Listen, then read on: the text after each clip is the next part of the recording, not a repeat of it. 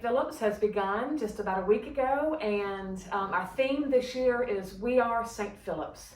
And during this time of pandemic, when we're not able to be near each other, it's more important than ever to remind and to reassure ourselves that we are still a body of Christ, worshiping and laughing and communicating and loving each other even if we're apart.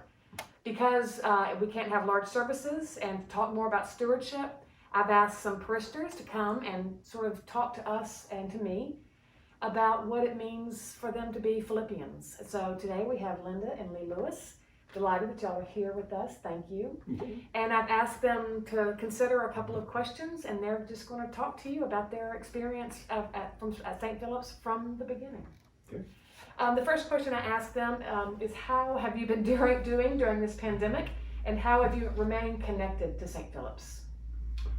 Well, like most people, we've been eating a lot and gaining weight, and I go to the grocery store all the time. Linda goes almost nowhere, and so we wear a mask.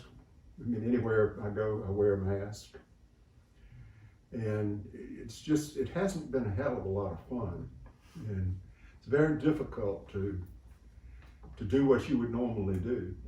So, and we don't see many people, so it hasn't been a whole lot of fun. What do you have to say about it, Linda? I've had a couple of salvations during this time. My Zoom meeting on Fridays with my Red Hat Readers group has been fabulous. What I miss most are my women friends. I have just several different gangs of girlfriends that we do so much, so much fun stuff together. And so I've been very lonely. But the other thing I've done, I have a lot of books. I read everything. And so I've shared books around with people, and several of them have come out to our house, and we can sit out on the screen porch where I feel very safe outside. I will do pretty much anything outdoors. It's indoors, it's a problem. And we've swapped books and shared books and visited, and that has helped a lot. And we've been to church here in person once, and we do every Sunday. One funeral here too. And one funeral. Every Sunday we sit out on the screen porch with our coffee and our great big dog Roman, who is crazy as a road lizard, who loves to go to church. He's crazy about the music. So that's kind of what the Lewises have been doing. He loves to go, period.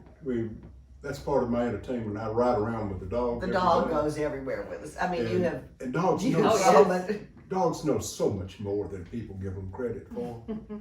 They can hear an engine and they know who's driving that particular vehicle. So I ride around and I see people walking their dogs, and I carry treats with me. So I give people treats for their dogs, and we ride around in the country. So I'm entertained by the dog to a large degree. I think that's terrific.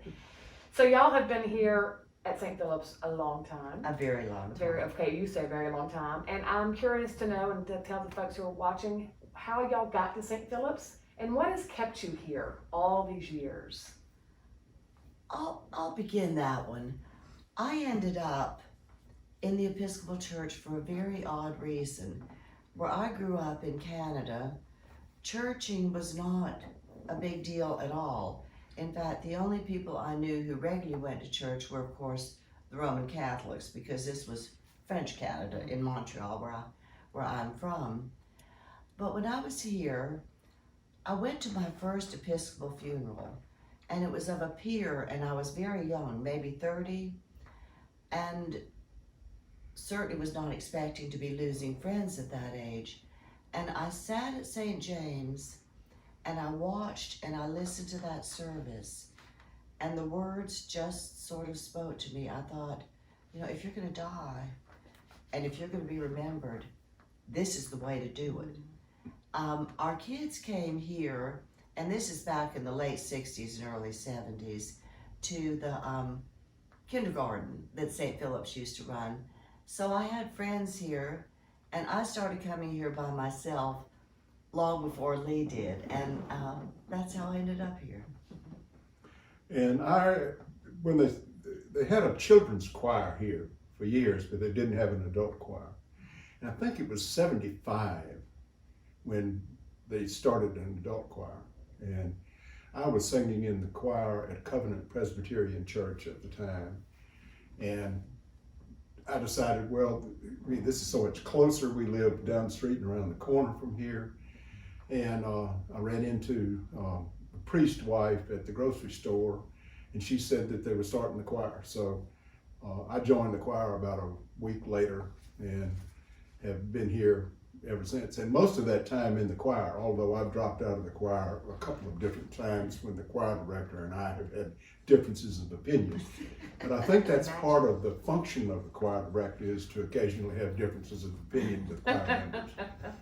But we're good friends. So. Yeah. So what? Yes, we are. Beyond the choir and I guess the children's involvement, what has kept you here? Why come every week until March? An awful lot of people who go to church here now lived in this neighborhood. And we're real scattered now. Most of the people who go to church here now do not live anywhere near this church. But we continue to come here, and there are other people who used to come here who've moved out and who go to the Chapel of the Cross or some of the other places. But an awful lot of us come back here. And so, you know, this is our church. Mm-hmm. And I served on the vestry 2 or 3 times. I was a treasurer for 3 years. As I said, I worked with EYC.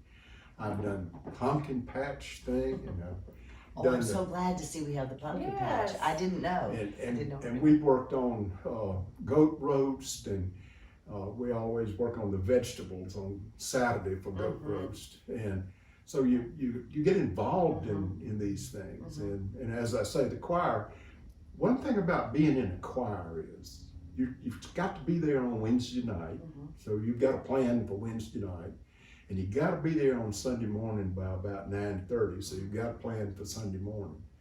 And even if you don't want to go to church, you're pretty much obligated to go You're going to be there. Well, singing in the choir is church. It's a good thing about having a choir.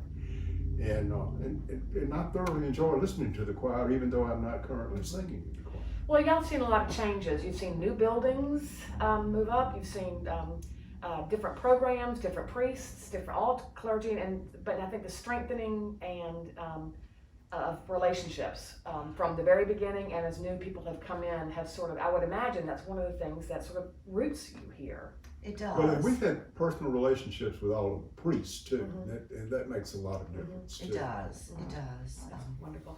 Well, and I think that leads into to the last question. What is what is it about St. Philip's that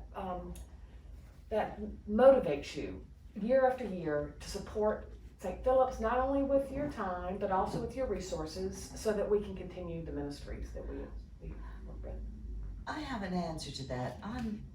I am very proud of what we do as a corporate unit here. We are out in the world. We participate in so much. We offer so much, and it's kind of vital to. Well, there are many of us who do stew pot. Right. I mean, I think of all our years at Stew Pot and we work on Habitat, houses for Habitat for and Humanity. I can't hammer anymore because I'm old and feeble. But I always work on taking food to the people who can do that. I mean, you sort of find your places where you work and where your talents are needed, and of course the fabulous yearly rummage sale, which we all moan and groan about because it's long days and it's dirty work and all the rest of it. But the fact of the matter is, we have an absolute blast doing it. So there's just such a, I don't know that we'd find this kind of community and what I see as importance to the larger world anywhere else. And I enjoy doing the rummage sale too, because it gives me an opportunity to say yes ma'am a whole lot and do what I'm told to do.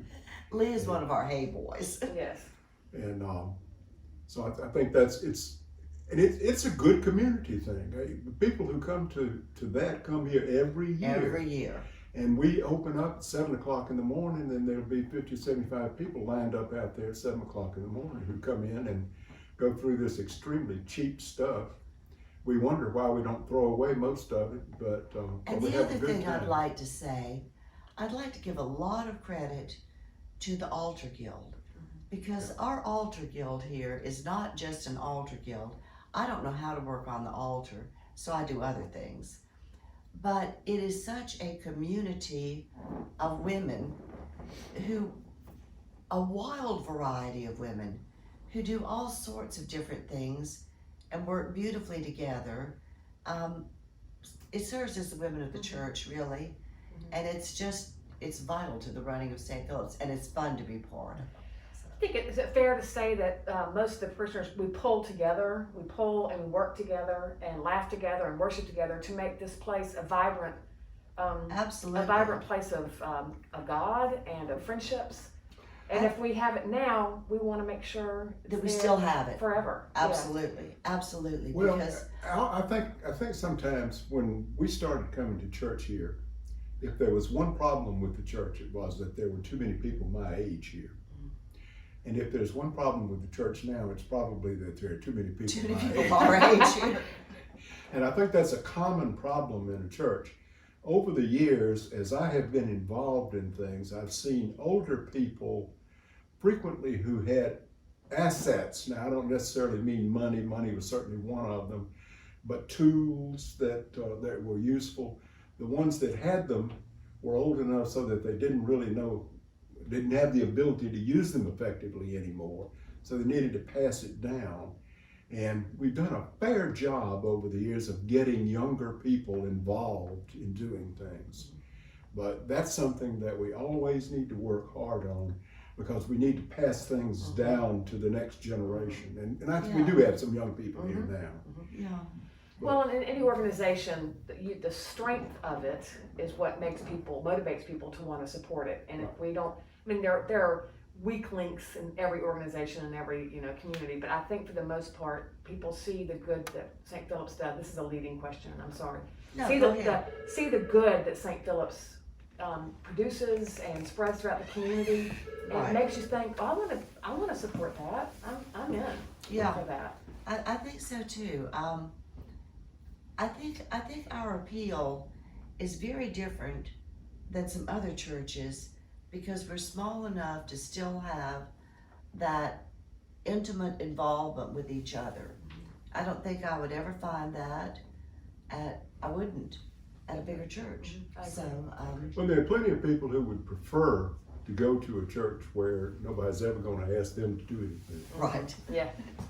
A big And, church can be very It's- anonymous. it can be lovely to be in a big church where you can disappear, Mm-hmm.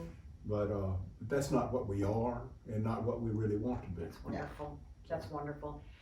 Well, you have embodied in this conversation and in your enduring presence at St. Philip's, the theme, "We are St. Philip's," and I'm really grateful for y'all to come Oh, in. we were I'm- glad to. It's It's been a just, pleasure. I miss seeing you every Sunday, and I will look forward to the day when we all gather together and sing and laugh and sing and laugh hug together. and do our thing. Correct. Thank you both. I Thank really- you, Claude.